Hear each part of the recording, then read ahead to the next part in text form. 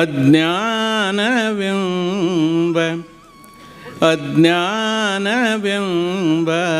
ತೊಟ್ಟಿಲೊಳಗೆ ಜ್ಞಾನವೆಂಬ ಶಿಶುವ ಮಲಗಿಸಿ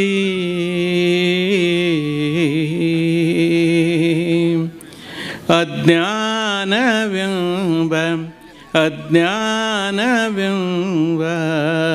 ತೊಟ್ಟಿಲೊಳಗೆ ಜ್ಞಾನವೆಂಬ ಶಿಶುವ ಮಲಗಿಸಿ ಸಕಲ ವೇದ ಶಾಸ್ತ್ರಗಳೆಂಬ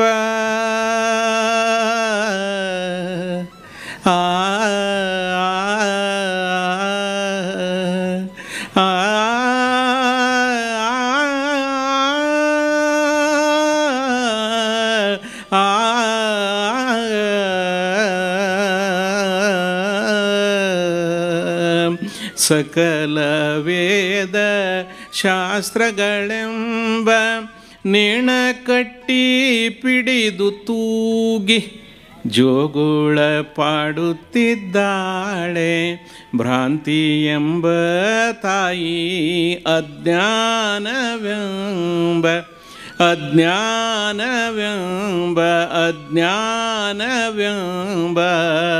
ತೊಟ್ಟಿಲೊಳಗೆ ಜ್ಞಾನವೆಂಬ ಶಿಶುವ ಮಲಗಿಸಿ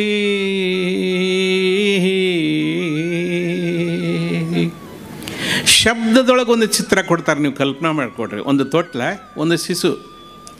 ತೊಟ್ಟಲನ್ನು ಅಜ್ಞಾನಕ್ಕೆ ಹೋಲಿಸ್ತಾರೆ, ಶಿಶುವನ್ನು ಜ್ಞಾನಕ್ಕೆ ಹೋಲಿಸ್ತಾರೆ. ಶಿಶು ಈಟೈತಿ, ತೊಟ್ಲು ಇಷ್ಟು ದೊಡ್ಡದದ. ಆ ತೊಟ್ಟಲ್ದಾಗ ಆ ಶಿಶು ಮಲಗೈತಿ. ಇದರರ್ಥ ಅಜ್ಞಾನದೊಳಗೆ ಜ್ಞಾನ ಮುಳಿಗೆ ಹೋಗಿಬಿಟ್ಟತಿ. ನಮ್ಮ ಸುತ್ತಲೂ ಕತ್ತಲಿ ತುಂಬಿಕೊಂಡದ, ಅಜ್ಞಾನ ತುಂಬಿಕೊಂಡದ. ಅದನ್ನು ಶರೀಫ್ ಸಾಹೇಬ್ರು ಹೇಳಿದರು, ಕೋಡಗನ ಕೋಳಿ ನುಂಗಿತ್ತ ತಂಗಿ ಅನ್ನೋ ಮಾತು ಅವರು ಅದನ್ನೇ ಹೇಳಿದರು. ಆ ತೊಟ್ಟಿಲಲ್ಲಿ ಶಿಶು ಮಲಗ್ಯದಲ್ಲ, ಆ ಜ್ಞಾನ ಬೆಳೆದು ದೊಡ್ಡದಾಗಿ ಕತ್ತಲೆಯನ್ನು ಕಳೆದು ಬಿಡ್ಬೋದು ಅನ್ನೋದಕ್ಕೆ ಏನು ಮಾಡ್ಯಾರಂತ, ವೇದ ಶಾಸ್ತ್ರ ಅನ್ನುವಂಥ ಹಗ್ಗ ಕಟ್ಟಿಬಿಟ್ಟಾರಂತ ತೊಟ್ಲಕ್ಕೆ. ಕೂಸು ತೊಟ್ಟಲ್ದಾಗ ಮಲಗೈತಿ, 108 ವೇದ ಶಾಸ್ತ್ರ ಪುರಾಣ ಆಗು ಹೋಗು ಎಂಥವು ತೊಡಕುಗಳಿರ್ತಾವಲ್ಲ, ಏನೇನೋ 108 ದಾಟಿಕೊಂಡು ಬರ್ಬೇಕು. ನಾವು ಎಷ್ಟು ಕಟ್ಕೊಂಡ್ಬಿಟ್ಟಿವಿ ನಮ್ಮ ಸುತ್ತಲೂ ನಾವು ಅಂತಂದ್ರೆ, ನಾವು ಎಲ್ಲಾರ ಊರಿಗೆ ಹೊಂಟಿವಿ ಅಂದ್ರೆ ಮುತ್ತೈದು ಹೆಣ್ಮಕ್ಳು ನಮ್ಮ ಎದುರಿಗೆ ಬರ್ಬೇಕು, ತುಂಬಿದ ಕೊಡನ ನಮ್ಮ ಎದುರಿಗೆ ಬರ್ಬೇಕು. ಗಂಡು ಸತ್ತು ಹೆಣ್ಮಕ್ಳು ಬರೋಂಗಿಲ್ಲ, ಖಾಲಿ ಕೊಡ ಬರೋಂಗಿಲ್ಲ. ನಾವು ಕಟ್ಟಿಕೊಂಡಂಥ ಕಟ್ಟಳೆಗಳಿವು. ಇವು ಪ್ರವಚನ ಮಾಡ್ತಿದ್ರು ಒಬ್ರು, ಹಿಂಗೆ ಮುತ್ತೈದು ಹೆಣ್ಮಕ್ಳು ಬಂದ್ರೆ ಭಾಳ ಚಲೋ, ತುಂಬಿದ ಕೊಡ ಬಂದ್ರೆ ಭಾಳ ಚಲೋ, ಖಾಲಿ ಕೊಡ ಬರಬಾರ್ದು, 2 ಹೆಣ್ಮಕ್ಳು ಬರಬಾರ್ದು. ಸಭಾದಾಗಿದ್ದವ್ರು ಒಬ್ರು ಎದ್ದು ನಿಂತು ಕೇಳಿದ್ರು, ಗುರುಗಳನ್ನ ನಂದೊಂದು ಪ್ರಶ್ನೆ ಐತಿ ಅಂತ. ಏನಪ್ಪ ಅಂದ್ರೆ, ಬರೋಬ್ಬರಿ ರೀ, ಮುತ್ತೈದು ಹೆಣ್ಮಕ್ಳು ಬರಬೇಕು, ತುಂಬಿದ ಕೊಡ ಬರಬೇಕು. ಒಂದು ವೇಳೆ ಗಂಡು ಸತ್ತು ಹೆಣ್ಮಗಳು ತುಂಬಿದ ಕೊಡ ಹೊತ್ಕೊಂಡು ಇದ್ರಿಗೆ ಬಂದ್ರೆ ಹೆಂಗೆ ಅಂದ. ವಿಧವಾ ಹೆಣ್ಮಗಳು ತುಂಬಿದ ಕೊಡ ಹೊತ್ಕೊಂಡು ಇದ್ರಿಗೆ ಬಂದು ಹೆಂಗೆ ಅಂದ. ಈ ಹೇಳಿ ಮ್ಯಾಕನ ನಡಿ ನೀ ಹೊರಗೆ ನಡಿ ನೀನು. ನಮಗೆ ಬೆಕ್ಕ ಅಡ್ಡ ಬರಬಾರ್ದು, ಎಲ್ಲಿಗೆ ಹೊಂಟಿದೆ ಅಂತ ಕೇಳಬಾರ್ದು. ಎಲ್ಲರೂ ಕಣ್ಣು ತಪ್ಪಿಸಿ ಹೋಗಿ ಬಸ್ನ್ಯಾಗ ಕುಂತ್ಬಿಟ್ರೆ ನಾವು ಕಂಡಕ್ಟರ್ ಬಂದು ಕೇಳ್ತಾನೆ ಎಲ್ಲಿಗೆ ರೀ ಅಂತ ಕೇಳ್ತಾನೆ. ಅವಾಗ ಕುಂದಿರ್ತೀರಿ, ಹೊಳಿ ಬರ್ತೀರಿ. 108. ಅದಕ್ಕೆ ಏನು ಹೇಳ್ತಾರೆ ಪ್ರಭುದೇವ್ರು ಅಂದ್ರೆ, ಸಕಲ ವೇದ ಶಾಸ್ತ್ರಗಳೆಂಬ ನೇಣ ಕಟ್ಟಿ ಪಿಡಿದು ತೂಗಿ ಜೋಗುಳ ಪಾಡುತ್ತಿದ್ದಾಳೆ ಭ್ರಾಂತಿ ಎಂಬ ತಾಯಿ ಅಜ್ಞಾನವೆಂಬ. ಬರೇ ತೊಟ್ಟಲ್ಲಾಗ ಮಲಗಿಸಿಲ್ಲ, ತೊಟ್ಲ ತೂಗಾಕತ್ತಾಳ. ಬರೇ ತೂಗಾಕತ್ತಿಲ್ಲ, ಜೋಗಳ ಹಾಡಕತ್ತಾಳ. ಜೋಗಳ ಹಾಡಕ್ಕೆ ಯಾರು? ಸಾದಾ ತಾಯಿ ಅಲ್ಲ, ಭ್ರಾಂತಿ ಹಿಡಿಸುವ ತಾಯಿ. ಭ್ರಾಂತಿ ಮಾಯೆ ಎಂಬ ತಾಯಿ, ಮಾಯೆ ಎನ್ನುವ ತಾಯಿ ತೊಟ್ಲಕ್ಕೆ ನೇಣು ಕಟ್ಟ್ಯಾರ. ತೊಟ್ಲ ತೂಗಾಕತ್ತಾಳ, ಹಾಡಾಕತ್ತಾಳ. ಮತ್ತು ನಾ ಕೂಸಿಗೆ ಯಾವಾಗ ಎಚ್ಚರ ಆಗ್ಬೇಕು? ಜ್ಞಾನೋದಯ ಆಗಂದ್ರೆ ಯಾವಾಗ ಆಗ್ಬೇಕು? ಅದಕ್ಕೆ ಏನು ಮಾಡಬೇಕು ಅಂದಾಗ ಪ್ರಭುದೇವರು 2ನೇ ಸ್ಟಾಂಜದೊಳಗೆ ಹೇಳ್ತಾರೆ, ತೊಟ್ಟಿಲ ಮುರಿದು ನೇಣ ಹರಿದು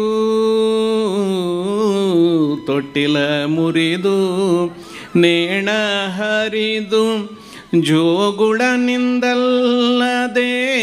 ಗುಹೇಶ್ವರನೆಂಬ ಲಿಂಗವ ಕಾಣಬಾರದು ನೋಡ ಅಜ್ಞಾನವೆಂಬ.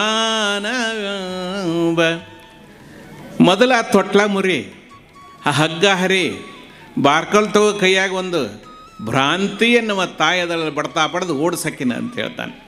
ತೊಟ್ಟಿಲ ಮುರಿದು ನೇಣ ಹರಿದು ತೊಟ್ಟಿಲ ಮುರಿದು ನೇಣ ಹರಿದು ಜೋಗುಳನಿಂದಲ್ಲದೆ ಆಕಿ ಜೋಗಳ ಅದು ನಿಲ್ಲಲಾರದನ ಗುಹೇಶ್ವರನೆಂಬ ಲಿಂಗವ ಕಾಣಬಾರದು ನೋಡ ಅಜ್ಞಾನವೆಂಬ. ತೊಟ್ಟಿಲೊಳಗೆ ಜ್ಞಾನವೆಂಬ ಶಿಶುವ ಮಲಗಿಸಿ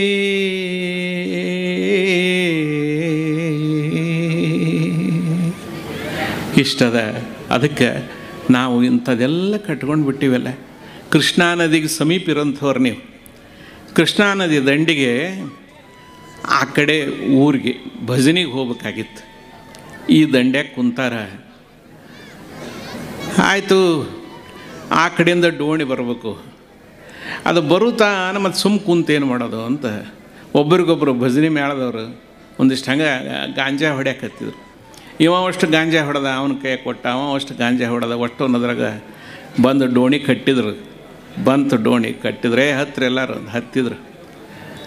ನದಿ ದಾಟಿ ಹೋಗಿ ಅಲ್ಲಿ ಕೂತ್ಕೊಂಡ ಭಜನೆ ಮಾಡ್ಬೇಕಂತ ಎಲ್ಲೈತಿ ಶುರು ಮಾಡಿರಿ. ಇಲ್ಲಿನಂತ ಒಬ್ಬ ತಪ್ಪಡೆ ಫಟ್ ಅಂತ ಬಡದ, ಒಬ್ಬ ಡಗ್ಗ ಬಡದ, ಒಬ್ಬ ಪೇನ್ ಪೆಟ್ಟಿಗೆ ಬಾರ್ಸಕ್ಕೆ ಹತ್ತಿದ. ಜೈ ಮಂಗಲಂ ಜೈ ಪಾರ್ವತಿ ಶಿವಹರ ಅಂಥೇಳಿ ಭಜನೆ ಶುರು ಆತ್ರಪ್ಪ. ಹಾಡಿದ್ರು ಹಾಡಿದ್ರು ಹಾಡಿದ್ರು ಹಾಡಿದ್ರು ನಿಮಗೆ ಹೇಳ್ತೀನಿ. ಬೆಳತಾನ ಹಾಡಿದ್ರು, ಬೆಳತಾನ ಹಾಡಿದ್ರು. ಹಾಡಿ ಹಾಡಿ ಹಾಡಿ ಚುಮ್ಮು ಚುಮ್ಮು ಚುಮ್ಮು ಚುಮ್ಮು ಬೆಳಗ್ಗೆ ಹರಿಯಾಕತ್ತೈತಿ.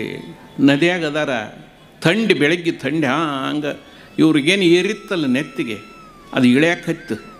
ಚುಮ್ಮು ಚುಮ್ಮು ಬೆಳಗ್ಗೆ ಹರತಿತ್ತು. ಕಣ್ಣು ಬಿಟ್ಟು ನೋಡ್ತಾರ. ಬೆಳತಾನ ಹುಟ್ಟು ಹಾಕ್ಯಾರ. ಅವ ಹುಟ್ಟು ಹಾಕವನಾಕ, ಇವ ಹಾಡವನ ಹಾಡವ. ಹುಟ್ಟು ಹಾಕವನ ಹಾಕವ, ಇವ ಹಾಡವನ ಹಾಡವ. ಕಣ್ಣು ಬಿಟ್ಟು ನೋಡ್ತಾರ. ಎಲ್ಲಿಂದ ಹೊಂಟಿದ್ರು ಅಲ್ಲೇ ಇದ್ರು ಅವ್ರು, ಮುಂದಕ್ಕೆ ಹೋಗಿದ್ದಿಲ್ಲ.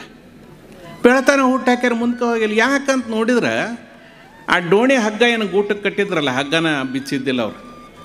ಹಗ್ಗನ ಬಿಚ್ಚಿದ್ದಿಲ್ಲ, ಹಂಗೆ ಹೊಡೆದದ್ದ. ಅದಕ್ಕೆ ಪ್ರಭುದೇವರು ಈ ವಚನಕ್ಕೂ ಇದಕ್ಕೂ ಸಂಬಂಧದ. ಇಂಥವು 108 ಕಟ್ಕೊಂಡು ನಾವು ಏನು ಮಾಡೀವಿ ಅಂದ್ರೆ ಗಂಟು ಬಿಚ್ಕೊಂಡಿಲ್ಲ. ಅವನ್ನ ಬಿಚ್ಚಬೇಕು ಅನ್ನೋದ್ರ ಸಲುವಾಗಿನ ಆ ಮಾಯೆಯನ್ನು ಗೆದ್ದಂತಹ ಅಲ್ಲಮ, ಎಲ್ಲರನ್ನೂ ಅಲ್ಲ ಎನಿಸುವಂತಹ ಅಲ್ಲಮ, ಪ್ರಭು ಅಲ್ಲಮ. ಆ ಸುಕ್ಷೇತ್ರದೊಳಗೆ ಇವತ್ತು ಈ ಕೆಲಸವನ್ನು ಮಾಯೆಯನ್ನು ದೂರ ಮಾಡಿ ಬೆಳಕು ಚೆಲ್ಲುವಂಥ ಕೆಲಸವನ್ನು ಮಾಡಕತ್ತಾರೆ.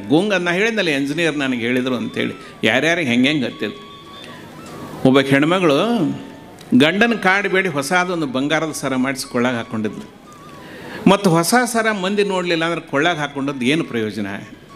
ಒಳಗೆ ಕುಂತ್ರು ನೋಡೋರು ಯಾರು? ಅದಕ್ಕೆ ಹೊರಗೆ ಬಂದು ಕಟ್ಟಿಗೆ ಕುಂತ್ಲು.